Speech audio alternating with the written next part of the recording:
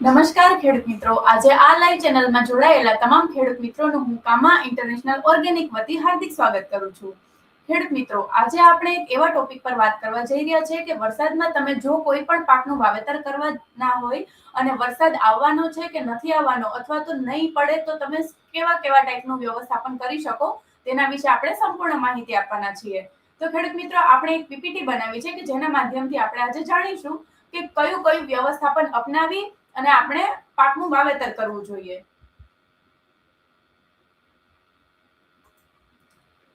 તો આપણો ટોપિક છે કે વરસાદ પર નહીં પરંતુ વ્યવસ્થાપન પર વિશ્વાસ રાખો. હવે ખેડૂત મિત્રો, આજની વાસ્તવિકતા શું છે તો કે અનિયમિત વરસાદની સમસ્યા આવતી હોય છે. ક્યારેક વધારે વરસાદ પડે, ક્યારેક ઓછો વરસાદ પડે અથવા તો ક્યારેક વરસાદ પડતો જ નથી. તો આ સમયમાં જોખમ ભરેલી ખેતી આપણે નુકસાન આપતી હોય છે. એટલે આપણે હવે એના માટે શું પરિસ્થિતિ કે પગલાં ઊભા કરવા જોઈએ તો કે વૈજ્ઞાનિક પદ્ધતિ અપનાવવી જોઈએ. આગોતરા આયોજન લઈ અને આપણે પાકમાં નફો મેળવી શકીએ તેવું આપણે વ્યવસ્થાપન કરવું જોઈએ. સ્માર્ટ ખેડૂતની ઓળખ શું છે તો કે જો જ્યારે પણ વરસાદ આવે છે અથવા તો નથી આવતો, પણ જો આપણે વ્યવસ્થાપન સાચું અને સારી રીતે કર્યું હશે તો આપણને કોઈ તકલીફ નહીં થાય અને કોઈ પણ પ્રશ્ન નહીં થાય. એટલે આપણે આગળ જતા કોઈ પણ પાક લીધેલો છે તેમાં નફો મેળવી શકશું અને એટલું બધું નુકસાન પણ નહીં જાય. એટલે આપણે આજની જે ખેતી છે તેની વાસ્તવિકતા આપણને ખબર હોવી જોઈએ. હવે આજની ખેતીમાં ઘણી બધી આપણે પડકારોનો સામનો કરવો પડતો હોય છે. તો એ કેવા પડકારો છે તો કે અનિયમિત વરસાદ, ક્યારેક વરસાદ ઓછો કે વધારે પડે જેની સીધી અસર આપણી ખેતી ઉપર પડે છે. કે ભાઈ ખેતીમાં જો વરસાદ પડે છે, બહુ વધારે પડે છે, તેના લીધે પાણી ભરાઈ જતું હોય છે, તેના લીધે ઘણા બધા પ્રશ્નો આવતા હોય છે. તો પાક બગડી જવાના પ્રશ્નો પણ આવતા હોય છે, જેના લીધે આપણે છેલ્લે ઉત્પાદનમાં ફરક પડતો હોય છે. જમીનની ફળદ્રુપતામાં દિવસે દિવસે ઘટાડો થઈ રહ્યો છે. કેમ? કારણ કે એકને એક આપણે પાકનું વાવેતર કરતા હોઈએ છીએ અથવા તો કેમિકલ અને રાસાયણિક ખાતરોનો વધારે પડતો ઉપયોગના લીધે પણ આપણી જમીનની ફળદ્રુપતા ઘટી રહી છે અને જમીન નબળી પડી રહી છે. વધારે પડતા ખાતર આપણે જમીન ટેસ્ટ કરાવ્યા વગર જ જે પાકને પૂરતા પોષક તત્વો કે ખાતર જોઈએ છે તે નથી આપતા, પરંતુ આપણે જાણ્યા વગર જ વધારે પડતા ખાતર જમીનને આપી દેતા હોય છે, જેના લીધે આપણા ખર્ચમાં વધારો થતો હોય છે. નવા નવા જીવાત અને રોગ આવી જતા હોય છે, જેના લીધે પાકમાં મોટું નુકસાન થાય છે. અને બજાર ભાવની અનિશ્ચિતતા, એટલે કે બજારમાં કયા ભાવ ચાલે છે અને બજાર જાણ્યા વગર જ આપણે ઘણી વખત પાક નક્કી કરી અને વાવેતર કરી દેતા હોય છે અને છેલ્લે આપણે ભાવ ખબર નથી હોતી કે કેટલા ભાવ મળશે, તો તેના લીધે પણ આપણે નુકસાની ભોગવવી પડતી હોય છે. એટલે આ બધા પડકારોનો સામનો આપણે કરતા હોઈએ છીએ.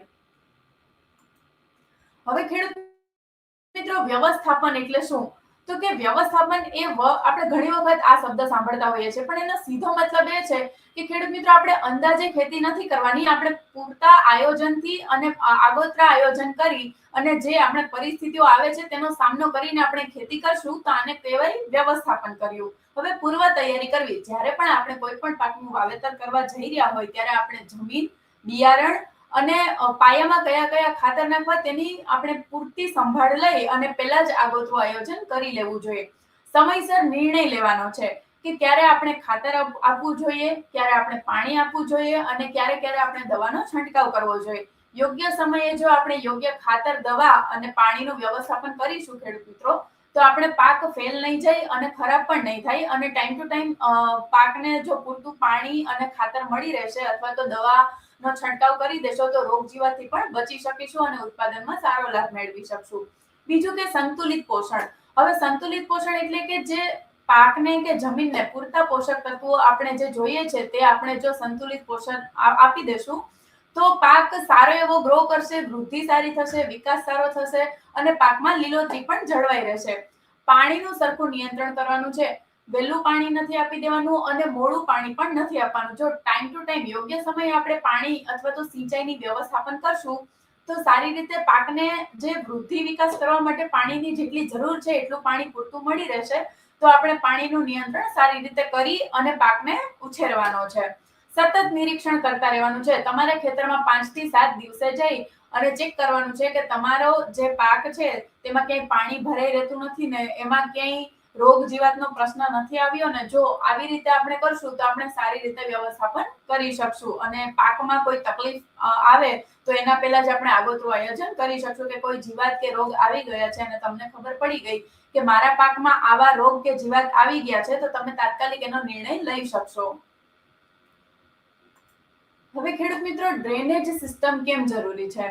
તો ઘણી વખત આપણે વાત કરતા હોઈએ છીએ કે ભાઈ પાણી જો પાકને ના મળે તો શું થાય? તો આપણે એની આગળ વાત કરી દીધી કે જો પાકને પૂરતું પાણી ના મળે તો પાક સરખો વૃદ્ધિ વિકાસ કરી શકતો નથી અને છેલ્લે ઉત્પાદનમાં તેનો ફરક પડતો હોય છે. પણ એટલી જ મહત્વની વાત છે કે જો પાણી ખેતરમાં ભરાઈ જાય તેના લીધે આપણે ઘણું બધું નુકસાન થઈ જતું હોય છે. એટલે હવે જ્યારે બહુ વધારે પડતો વરસાદ પડે ત્યારે ખેતરમાં ઘણી જગ્યાએ પાણી ભરાઈ રહેતું હોય છે કે જેના લીધે ઓક્સિજન જે છે તે મૂળને મળતું નથી. એટલે મૂળ છે તે માણસના શરીર જેવું હોય છે કે ભાઈ જો માણસને ઓક્સિજન ના મળે તો શ્વાસ લેવામાં તકલીફ પડે, એમ મૂળને પણ ઓક્સિજનની જરૂર હોય છે. જો મૂળને પૂરતું ઓક્સિજન ના મળે તો તે પણ શ્વાસ લઈ શકતું નથી અને પરિણામે શું થાય તો કે ફૂગ આવી જાય. ઓક્સિજન ના મળવાના લીધે મૂળમાં ફૂગ આવી જાય અને મૂળ સડી જતા હોય છે. અને જેવા મૂળમાં સડાણ થાય એવું આખા પાકને મતલબ જે પાક આપણો મજબૂત હોય, જો મૂળમાં ફૂગ કાં તો સડાણ થઈ ગયું તો પછી ઈ પાક કમજોર થઈ જાય છે અને આખો પાક ફેલ જતો હોય છે. એટલે પોષક તત્વોનું ઘણી વખત પાણી સાથે લીચિંગ પણ થઈ જતું હોય છે કે જ્યાં જ્યાં પાણીનું ભરાવો થાય ત્યાં પોષક તત્વો જે આપણે ઉપરથી આપીએ છીએ તેનું લીચિંગ થઈ અને આ પાણીમાં વેડફાઈ જતા હોય છે. એના પરિણામે શું થાય તો કે સીધું જ ઉપજમાં ઘટાડો થઈ જાય છે. તેના લીધે ફૂલ ખરી જવાનો કે ઓછા ફળ બનવાનો પ્રોબ્લેમ આવતો હોય છે. એટલા માટે છેલ્લે આપણે ઉત્પાદન જોઈએ એટલું મળતું નથી. એટલે ડ્રેનેજ સિસ્ટમ ખૂબ જ જરૂરી છે. હવે સારા ડ્રેનેજ માટે આપણે ડ્રેનેજની વાત તો કરી કે ડ્રેનેજ સિસ્ટમ શું કામ જરૂરી છે. હવે આપણે એનો ઉકેલ લાવવાનો છે કે સારી ડ્રેનેજ સિસ્ટમ કોને કહેવાય, કેવું, એના માટે આપણે શું કરવું જોઈએ. તો કે સૌથી પહેલા તો આપણે ખેતરના દરેક નાના નાના ખૂણે અથવા તો 20 થી 25 ફૂટના નાળાના અંતરે આપણે નાના નાના નાળા બનાવવાના છે કે જેના લીધે પાણી છે તે સારી રીતે ડ્રેઇન થઈ જશે. ત્યાં ભરાઈ નહીં રહે કોઈ પણ એક જગ્યાએ. પછી ખેતરમાં ઢાળ રાખવાનો છે કારણ કે તેમાં જે પાણી વરસાદનું આવે છે તેના લીધે પાણી સરળતાથી વહી જશે. ઢાળ રાખવાને લીધે કોઈ પણ એક જગ્યાએ પાણી ભરાઈ નહીં રહી અને સીધું જ તે વહી જશે. વરસાદ પછી તાત્કાલિક પાણી કાઢી નાખવું. જો શક્ય હોય તો તમે વરસાદ આવે છે તેના પછી રાહ નહીં જોવાની અને તરત જ પાણી કાઢી દેવાનું, કેમ કે જેટલું પાણી ભરાઈ રહેશે એટલું જ નુકસાન વધારે થશે.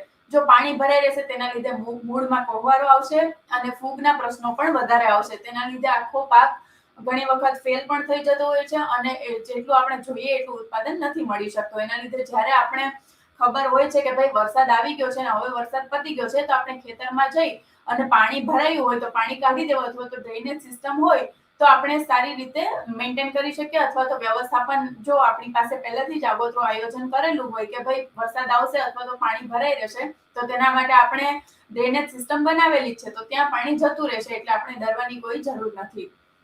બેડ સિસ્ટમ અપનાવવી. આપણે ઊંચા બેડ બનાવીશું પાકમાં તો મૂળ છે તે ક્યારેય વરસાદ વધારે પડી જાય તો પાણીના ભરાવાના લીધે મૂળ ઊંડા શું કહેવાય કે પાણીમાં ઊંડે સુધી ડૂબી નથી જતા અને ઊંચા બેડ હોય છે જેના લીધે મૂળ બચી જાય છે અને પાણી સરળતાથી બેડની સાઈડમાંથી જતું રહે છે. એટલા માટે આપણે બેડ સિસ્ટમ અપનાવીએ તો વરસાદવાળા વિસ્તારમાં ખૂબ ફાયદાકારક છે.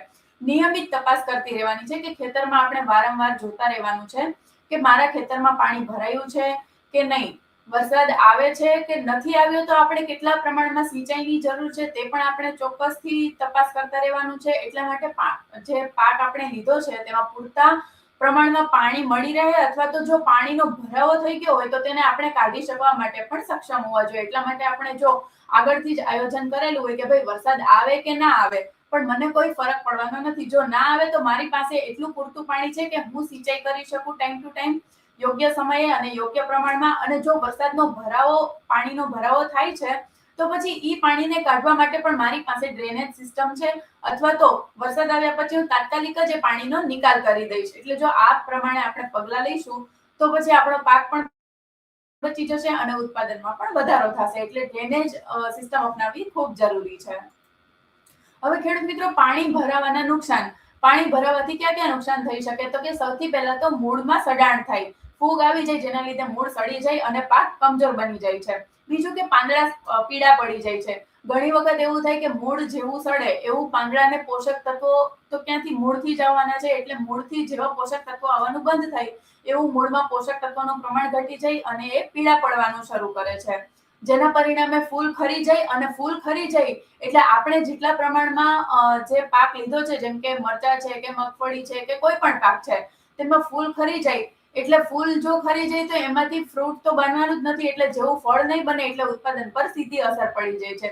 વૃદ્ધિ ધીમી પડે એટલે પાક આગળ વધે જ નહીં. જો મૂળ સડી જાય તો પાક આખો કોના ઉપર ડિપેન્ડન્ટ છે, તો કે મૂળ ઉપર. જમીનમાં આપણે જેટલું ઉપરથી ધ્યાન આપીએ છીએ કે ભાઈ મારો પાક ઉપરથી સારો દેખાય છે, પણ અંદર જોવું પણ ખૂબ જ મહત્વનું છે કે તમારા પાકના જે મૂળ છે તે મજબૂત છે કે કમજોર છે કે કેવા છે. જો એ તમને ખબર હશે તો તમે જાણી શકશો કે તમારા પાક છે તે કઈ અવસ્થામાં છે, સારી અવસ્થામાં છે કે તમારે એમાં કઈ ઉપરથી ખાતર આપવાની કે પોષક તત્વો આપવાની જરૂર છે. ઉત્પાદન ઓછું થઈ જાય, પાણી ભરાશે એટલે મૂળ ખરાબ થશે, મૂળમાં કોહવારો આવશે, ફૂગના લીધે મૂળ સડી જશે, અને જેવા મૂળ સડી જશે એટલે નીચેથી જ આખો શું કહેવાય કે પ્લાન્ટ કમજોર થઈ જાય, અને છોડ જેવો કમજોર થઈ જશે એટલે વૃદ્ધિ પણ ત્યાં જ ધીમી પડી જશે અને પરિણામે તે કઈ ઉત્પાદન આપી શકતું નથી. એટલા માટે પાણીને આપણે ભરાવા નહીં દઈએ અને સારી એવી ડ્રેનેજ સિસ્ટમ અપનાવી અને પાણીનો નિકાલ કરી દઈશું. હવે મૂળના વિકાસનું મહત્વ શું છે? અત્યાર સુધી આપણે લોકો એવું વિચારતા કે ધ્યાનમાં લેતા કે ભાઈ ઉપરથી મારો પાક લીલો સરસ મજાનો દેખાય છે, પરંતુ આપણે જોવાનું શું છે કે ભાઈ આપણો જે પાક છે તેના મૂળ કેવા છે, મૂળના વિકાસનું મહત્વ શું છે? તો કે જો મૂળનું જે મૂળ છે છોડના તે સારા મજબૂત હશે, અને જો એની બ્રાન્ચીસ એટલે કે જે અંદર ડાળીઓ જે હોય છે મૂળની, તે સારી રીતે જો વધારે પ્રમાણમાં હશે તો સારું એવું પોષણ અને શોષણ કરી શકશે, અને સૂકા સમયમાં એ પ્લાન્ટ ટકી રહેશે. એટલે જો મૂળ જેટલા મજબૂત હશે તેટલું જ તે છોડ જે છે તે ટકી રહેશે, કારણ કે જો એને આપણે પાણી પણ નહીં આપીએ તો જ્યારે પાણી નહીં હોય આપણા ખેતરમાં ત્યારે મજબૂત મૂળનું કામ શું છે, તો કે આજુબાજુની જે જમીનમાં જે ભેજ રહેલો છે તેને પણ ઈ લેવાની ક્ષમતા ધરાવે છે. આ મજબૂત મૂળ કરી શકે. એટલે સૌથી પહેલા આપણે ધ્યાન શરૂઆતથી જ આપવાનું છે કે જો આપણા પાકના મૂળ સારા હશે તો સારું એવું ઉત્પાદન લઈ શકશું. બીજું કે મજબૂત છોડ. મૂળ સારા હશે એટલે છોડ પણ મજબૂત રહેવાનો, અને પરિણામે આપણે સારું ઉત્પાદન મેળવી શકીએ, વધારે ફૂલ અને વધારે દાણા મળશે, અને પરિણામે આપણે વધારે ઉપજ મેળવી શકશું. એટલે મૂળના વિકાસનું મહત્વ ખૂબ જ છે કે જેટલું આપણે બહારથી ધ્યાન આપીએ છીએ એટલું જ જો આપણે શરૂઆતમાં મૂળનું કે મૂળના વિકાસનું આપણે ધ્યાન આપીશું તો સારું એવું ઉત્પાદન મેળવી શકશું. હવે આપણે વાત કરીએ કે મજબૂત મૂળ માટે કરવું શું. બેન, તમે વાત તો કરો છો કે મૂળ મજબૂત હોવા જોઈએ, કે આ હોવું જોઈએ કે તે હોવું જોઈએ, પણ મૂળનો વિકાસ મજબૂત કરવા માટે કરવાનું શું? તો કે સૌથી પહેલા તો તમારે તમારી જમીનની ચકાસણી કરવાની છે. તમે જમીનની ચકાસણી કરાવશો એટલે તમને ખબર પડશે કે તમારી જમીનની pH શું છે, તમારી જમીનમાં ક્ષાર કેટલો છે અને ઓર્ગેનિક કાર્બનનું પ્રમાણ કેટલું છે.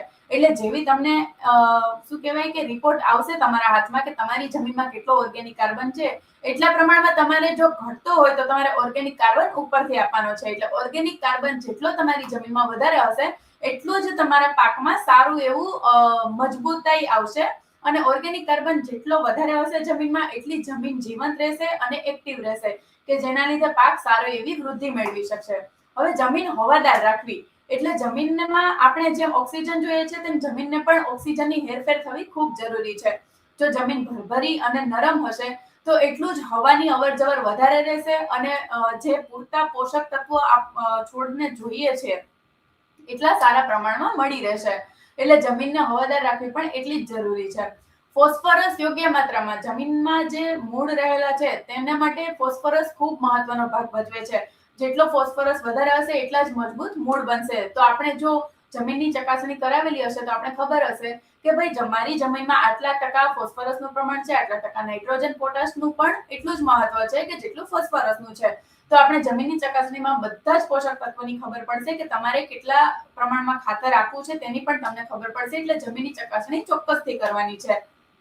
માઇક્રોન્યુટ્રિયન્ટ્સ. હવે જેમ આપણે વાત કરી કે નાઇટ્રોજન, ફોસ્ફરસ અને પોટાશ એ જમીન માટે અને છોડ માટે કેટલું જરૂરી છે, એટલું જ જરૂરી માઇક્રોન્યુટ્રિયન્ટ પણ છે, જેવા કે ઝીંક છે, બોરોન છે અને મોલિબ્ડેનમ જેવા જે નાના તત્વો કે જે આપણે ધ્યાનમાં નથી લેતા, પણ જે છોડના વિકાસ અને જમીનની ફળદ્રુપતા વધારવા માટે ખૂબ જરૂરી છે. તો આવા માઇક્રોન્યુટ્રિયન્ટ્સ પણ આપવા જરૂરી છે. એટલે જેટલી તમે જમીનની ચકાસણી સારી રીતે કરાવશો, એટલું તમને ખબર પડશે કે તમારે કયા ખાતર આપવા જોઈએ, અને તમે અંદાજે ખાતર નાખશો તો તમારો એમાં ખર્ચો જ વધશે. એના કરતા બેટર છે કે જો તમે જમીનની ચકાસણી કરાવીને પછી તમે ખાતર અથવા તો માઇક્રોન્યુટ્રિયન્ટ કે પોષક તત્વો આપશો જેટલા પણ, એટલું તમને સારું પરિણામ મળશે. અને જેટલું પાયામાં તમે સારા ખાતર નાખશો એટલા જ મજબૂત મૂળ બનશે. એટલે સૌથી પહેલા આપણે ધ્યાન રાખવાનું છે કે તમે પાયાની તૈયારી કરતા વખતે તમે એમાં ઓર્ગેનિક તત્વો પણ એટલા જ નાખો, ઓર્ગેનિક ખાતરનો ઉપયોગ કરો. હું એવું નથી કહેતી કે ખાલી તમે ઓર્ગેનિક ખેતી જ કરો, પરંતુ જો તમે રાસાયણિક ખેતી કરો છો એની સાથે સાથે તમે ઓર્ગેનિક ખેતી પણ એટલા જ પ્રમાણમાં કરો, તો તમને બંનેનું સંતુલિત પ્રમાણમાં અસર દેખાશે કે તમારી જમીન પણ એટલી બધી ખરાબ નહીં થાય અને ઓર્ગેનિક તત્વો નાખવાના લીધે તમારી જમીન સારી એવી રહેશે, ફળદ્રુપ રહેશે, જેના લીધે તમે ઉત્પાદનમાં ફેરફાર જોઈ શકશો. હવે સારા મૂળની ઓળખ કેવી રીતે કરવી? તો કે સારા મૂળ કોને કહેવાય? જેવો આપણે છોડ ઉપાડીએ એવું આપણને દેખાશે કે સફેદ તંતુ મૂળ દેખાશે, એટલે આપણે ખબર પડશે કે આ મૂળ તંદુરસ્ત છે. હવે સફેદનો મતલબ શું? તો કે આ સફેદ મૂળ આપણે જે જોઈએ છે તે એક્ટિવ હોય છે અને જીવંત હોય છે. જેટલા એક્ટિવ મૂળ એટલો છોડનો શું કહેવાય કે વૃદ્ધિ વિકાસ સારો. એટલે સફેદ મૂળ હોવા જરૂરી છે. કાળા અને બ્રાઉન થઈ ગયેલા મૂળ હોય તો એમાં સડાણ થઈ ગયું હોય છે. તો આવી રીતે આપણે મૂળને ઓળખી શકીએ કે જો તમે જમીનમાં ઉપરથી છોડ જોશો, તમને તો સારો એવો લીલોછમ પાક જ દેખાશે, પણ જો મૂળ તમે જોશો અને સફેદ મૂળ નહીં હોય, એની જગ્યાએ કાળા કે બ્રાઉન કલરના મૂળ હશે, તો તમે નક્કી કરી શકશો કે તમારો છોડ ખાલી ઉપરથી જ સારો દેખાય છે, પરંતુ અંદરથી તો એમને બહુ બધા પોષક તત્વો અને ખાતરની જરૂર રહેલી છે. એટલે તમારે મૂળ ચેક કરવાના છે. જો સમયાંતરે તમે મૂળ ચેક કરશો તો તમને ખબર પડશે કે તમારી જમીનમાં કયા પોષક તત્વોનું પ્રમાણ અને કેવા ખાતરનું પ્રમાણ તમને જોઈએ છે.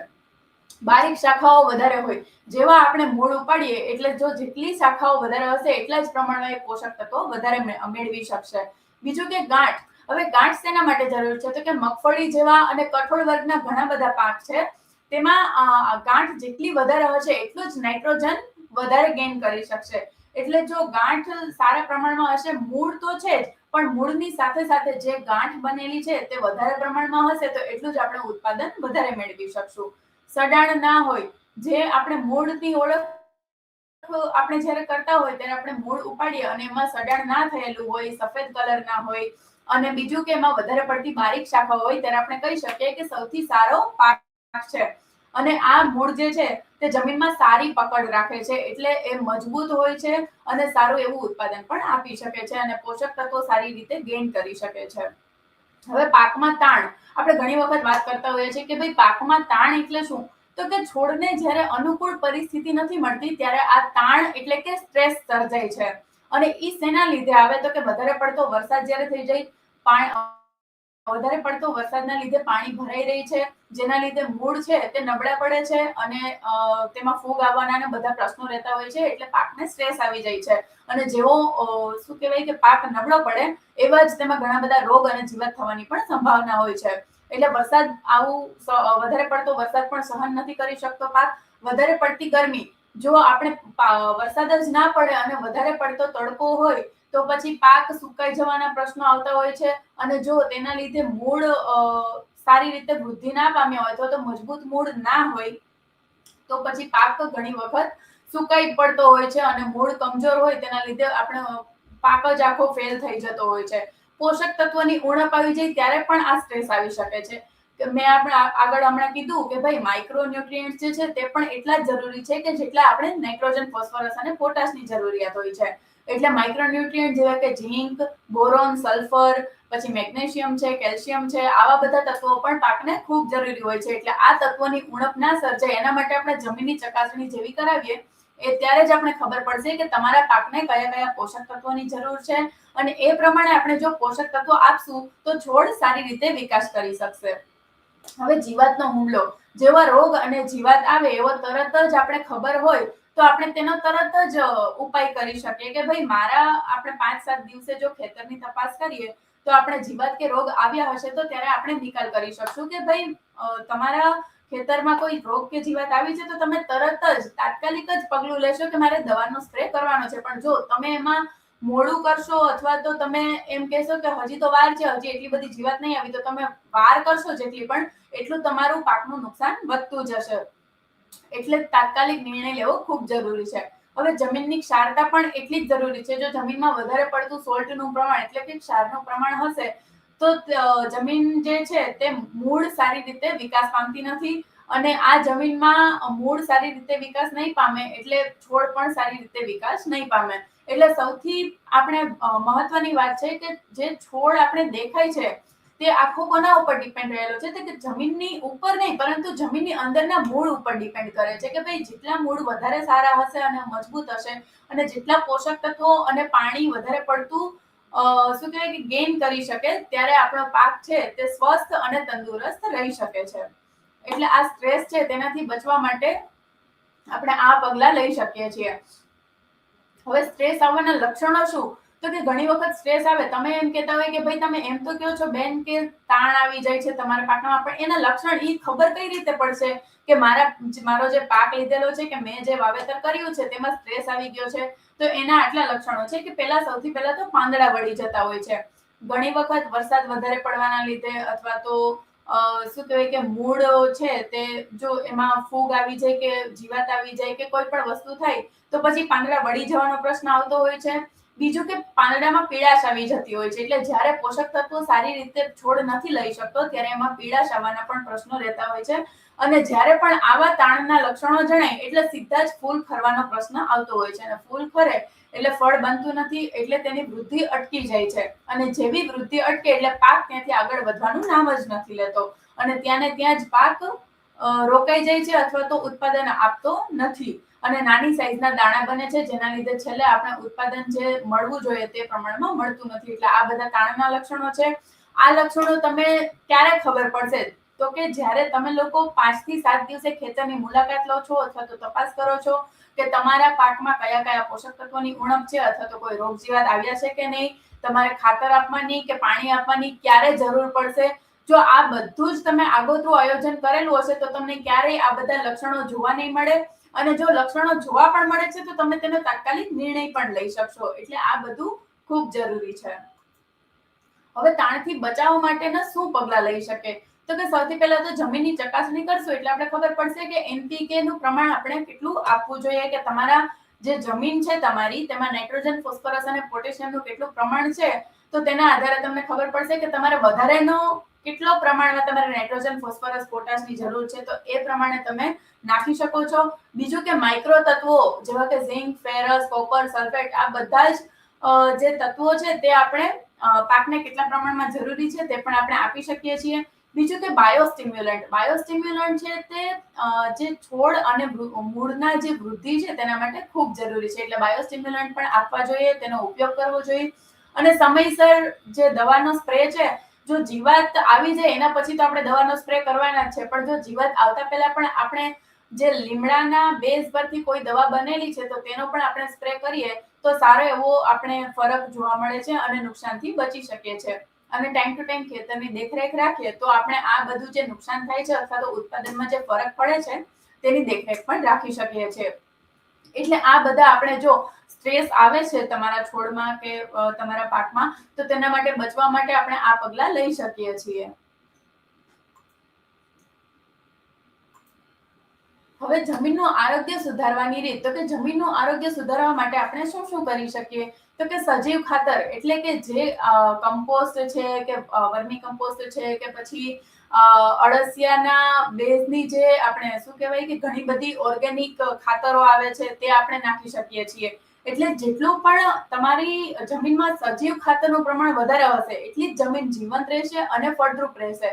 હવે લીલા ખાતર કઈ રીતે બને? તો કે સનહેમ્પ અને ઢૈંચા જેવા આપણે પાક ઉગાડી અને એને જ જો આપણે એ જ જમીનમાં નાખી દઈએ તો ઓર્ગેનિક કાર્બનનું પ્રમાણ તેનાથી જ વધશે અને એને આપણે જમીનમાં મિક્સ કરી દેવાનું છે ત્યાં ને ત્યાં જ. એટલે ઓર્ગેનિક કાર્બન જેટલું પણ વધારે હશે એટલું જ તમારા પાકને સારા એવા પ્રમાણમાં ઓર્ગેનિક કાર્બન વધારે પડતો મળશે અને જમીનની ફળદ્રુપતા સારી હશે તો પાક તો ઓલરેડી વધવાનો જ છે.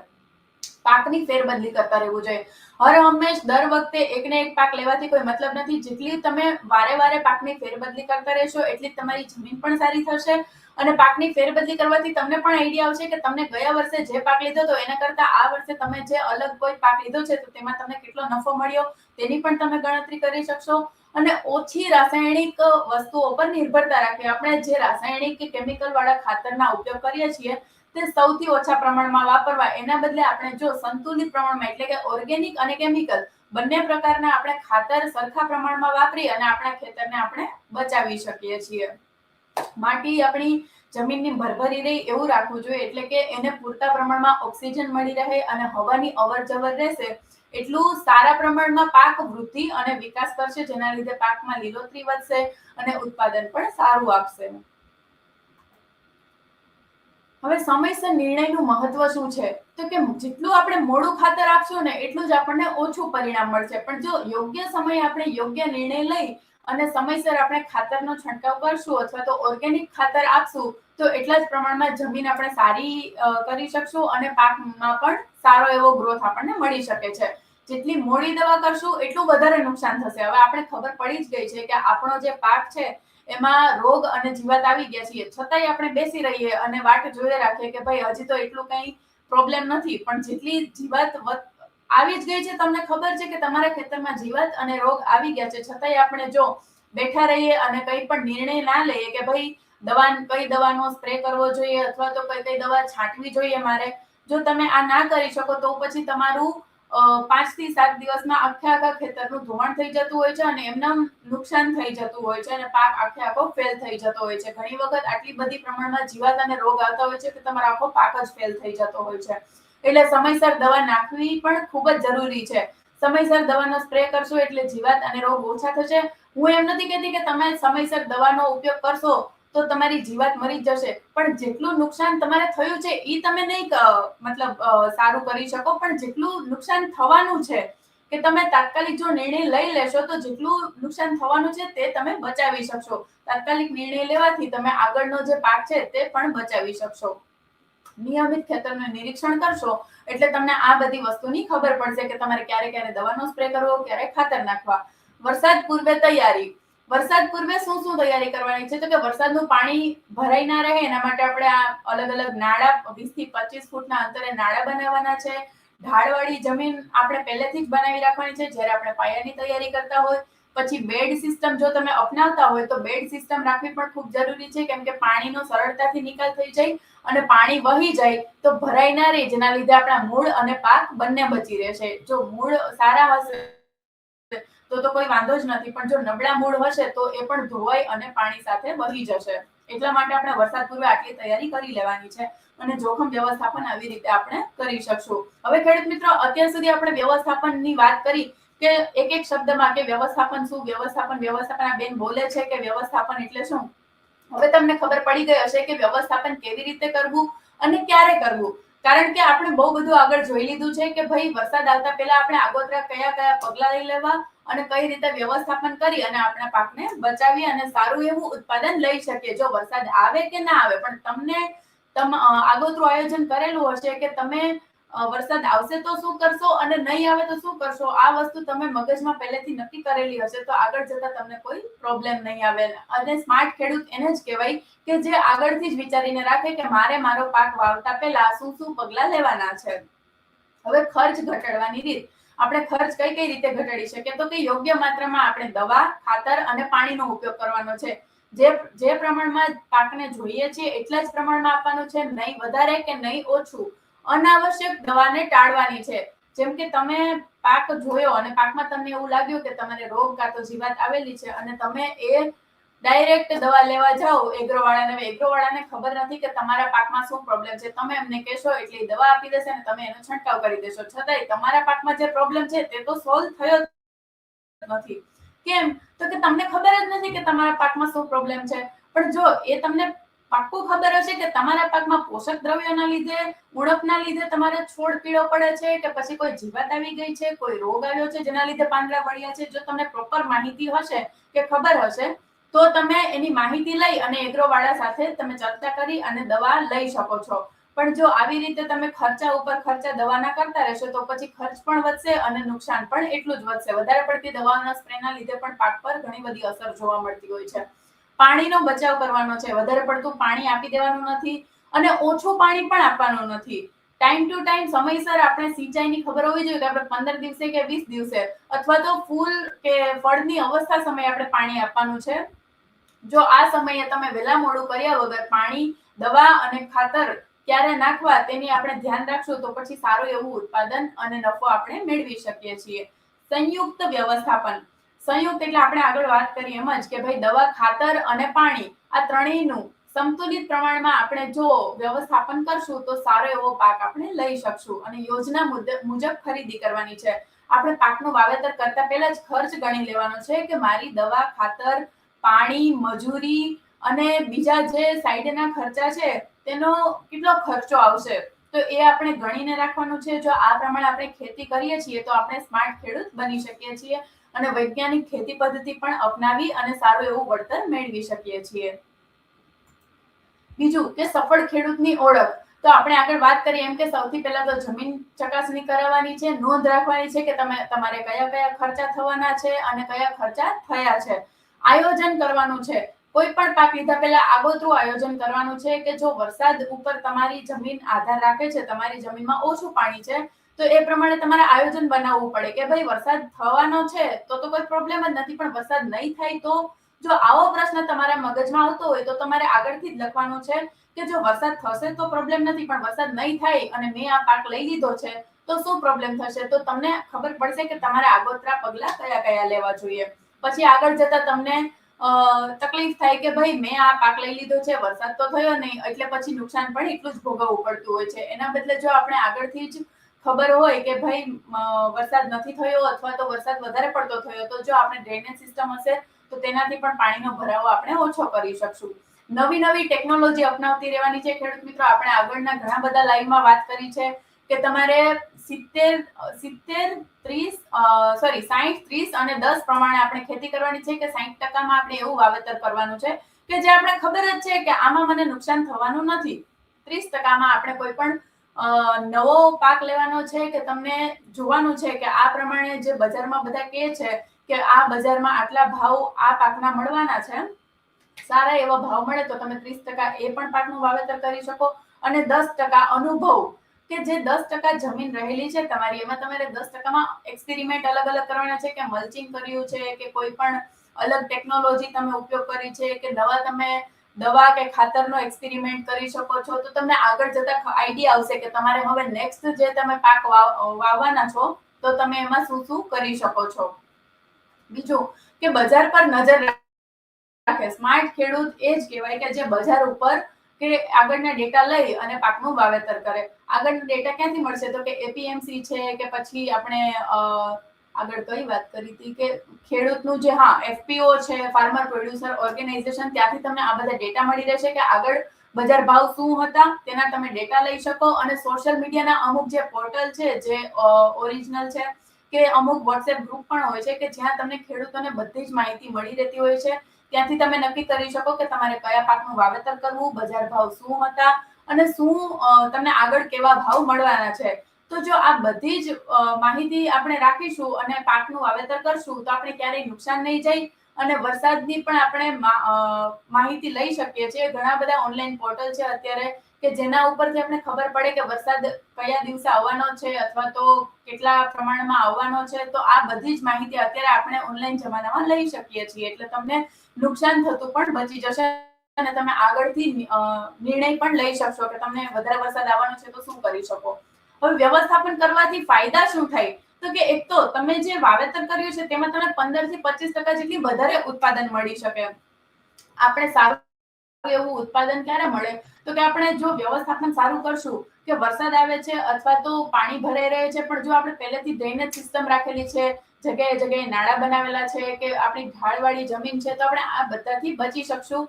અને જો મૂળનો કહેવારો જેટલો બચી જશે, મૂળ સારા હશે, મજબૂત હશે તો પાકનો વૃદ્ધિ વિકાસ સારો થશે અને તેના લીધે આપણે જોખમ પણ ઓછું બનશે. એટલે સ્થિર ઉત્પાદન રહેશે અને નફો પણ સારો એવો મળશે. હવે આપણે જમીન ચકાસણી કરાવશું એટલે આપણે એ પણ ખબર પડશે કે ખાતર કેટલા નાખવા, કેટલા પ્રમાણમાં નાખવા, એટલે આપણે વધારે પડતા ખાતરનો ખર્ચો પણ બચી જશે અને સમયસર જો આપણે જમીનમાં તપાસ કરીશું કે તમારા જમીનમાં કોઈ રોગ કે જીવાત આવ્યા તો નથી ને, તો તેના લીધે આપણે નવી નવી દવાઓના ખર્ચા પણ બચી જશે. એટલે આના પ્રમાણે આપણે વધારે પ્રમાણમાં નફો મેળવી શકીએ છીએ. હવે અંતિમ સંદેશ ખેડૂત મિત્રો શું છે, તો કે હા, વરસાદ આપણા હાથમાં નથી, પરંતુ વ્યવસ્થાપન આપણા હાથમાં 100% છે. એટલે સૌથી પહેલા આપણે વ્યવસ્થાપન કરવાનું છે કે વરસાદ આવે કે ના આવે, પણ આટલા વ્યવસ્થાપન જો હશે મારા જોડે તો હું મારા પાકને ચોક્કસથી બચાવી લઈશ. એટલા માટે આપણે નફો પણ જતો નથી અને નુકસાનથી પણ બચી શકીએ છીએ.